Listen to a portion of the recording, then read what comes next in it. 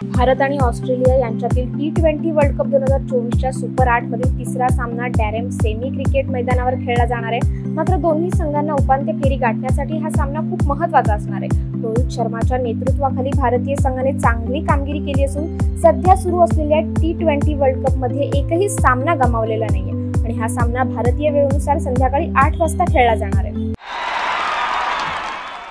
2020 विश्वचषक 2024च्या सुपर 8 मध्ये आज यजमान वेस्ट इंडिज आणि दक्षिण आफ्रिका हे संघ भिडले।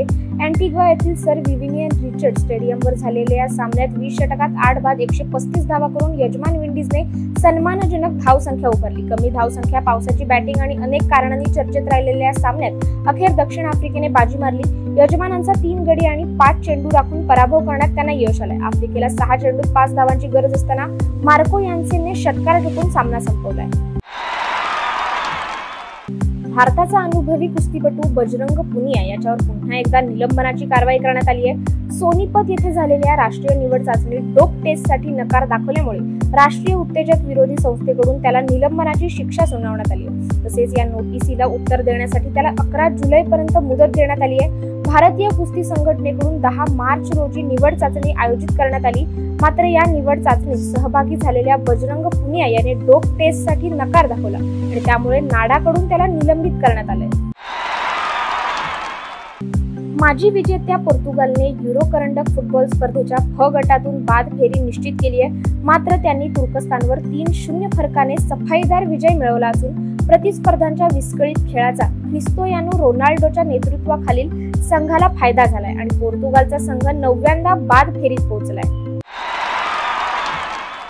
ख्रिस जॉर्डनने हॅट्रिकसह टिपलेले 4 फलंदाज आणि कर्णधार जॉस बटलरच्या घणाघाती नाबाद 90 धावांच्या खेळीच्या जोरावर गतविजेत्या इंग्लंड संघाने काल अमेरिकन संघावर 10 विकेट व 62 चेंडू राखून मोठा विजय मिळवला आणि T20 विश्वकरंडकाच्या उपांत्य फेरीत प्रवेश केला।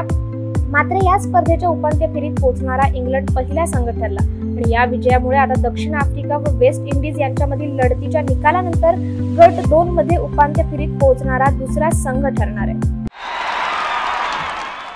भारतीय महिला क्रिकेट संघाने दक्षिण आफ्रिकन संघाविरुद्धच्या एकदिवसीय मालिकेत निर्भळ यश संपादन केलं। श्रेयांका पाटील, अरुंधती रेड्डी व दीप्ती शर्मा यांच्या प्रभावी गोलंदाजीनंतर स्मृती मानधनाच्या आणखी एका धडाकेबाज खेळीच्या जोरावर भारतीय महिला संघाने दक्षिण आफ्रिकन संघावर 6 विकेट्स व 56 चेंडू राखून मात केली आणि 3 एकदिवसीय सामन्यांच्या मालिकेत 3-0 असे घवघवीत यश संपादन केले।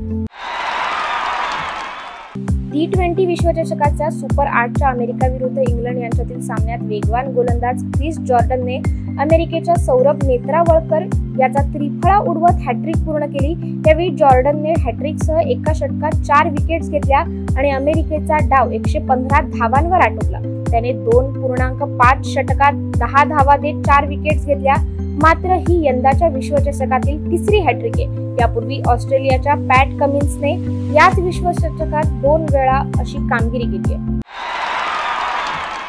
उत्तरार्धात जोंडरा केडिजा आणि बेलो यांनी 10 मिनिटांच्या अंतराने केलेल्या 2 गोलच्या जोरावर व्हेनेझुएला कोपा अमेरिका फुटबॉल स्पर्धेत दमदार विजयी सलामी दिली। व्हेनेझुएलाने इक्वेडोरला 2-1 असा पराभवाचा धक्का दिला। इक्वेडोरला बहुतेक सामना 10 खेळाडूंसहच खेळावा लागला। कर्णधार एनेरा व्हॅलेन्सिया याला 22व्या मिनिटाला पंचांनी लाल कार्ड दाखवून बाहेर काढले।